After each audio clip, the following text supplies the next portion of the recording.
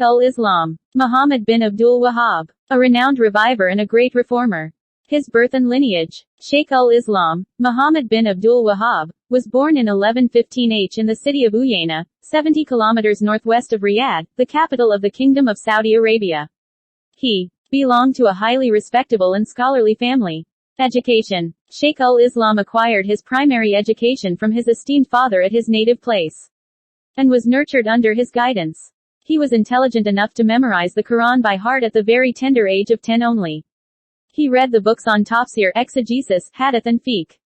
From the very outset, he was greatly interested in studying the works of early scholars, particularly those of Sheikh-ul-Islam Ibn Taimiyah and his noble disciple Allamah Ibn Qaiyim.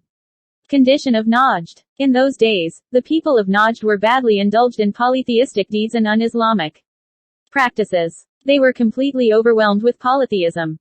The graves, trees, stones, caves, evil spirits and insane persons were regarded as deities. Mission of Dawah. Sheikh started his mission. He invited the people to the Tawhid, Islamic monotheism, and guided them to the Quran and Sunnah. He urged upon ulama to strictly follow the Quran and Sunnah and derive the issues directly from them. A number of scholars from Makkah, Al-Madinah and Yemen accepted his invitation, and supported him. But apart from them, there were also such ignorant and selfish scholars who criticized him and kept themselves aloof. Arrival at Uyainah. There were numerous tombs, graves, caves, trees, etc., which were worshipped by the Muslims. With the help of Amir Uthman bin Mamar, most of them were extirpated by Sheikh. He became engaged in purifying the people from polytheistic and heretic rituals in Uyainah and its surroundings. Exit from Uyainah and entrance to R.AH. The people of R.AH knew the Sheikh very well and they were also aware of his mission. When the ruler of R.AH Amir Muhammad bin Saud came to know about the arrival of the Sheikh in his territory, he was much pleased and visited him at his place. Muhammad bin Saud belonged to a pious family and himself was a practical Muslim. R.AH, the center of Dawah. At this time Sheikh found himself in a peaceful environment, most suitable for his work of Dawah. He seized the golden opportunity and started to educate the masses. People of R.AH and its surroundings resorted to him for the lessons in Islam. Amir Muhammad bin Saud presented himself before the Sheikh as one of his students of Islam along with the members of his family. R.AH was crowded with the people visiting for learning. Sheikh started teaching, preaching and inviting people to Allah.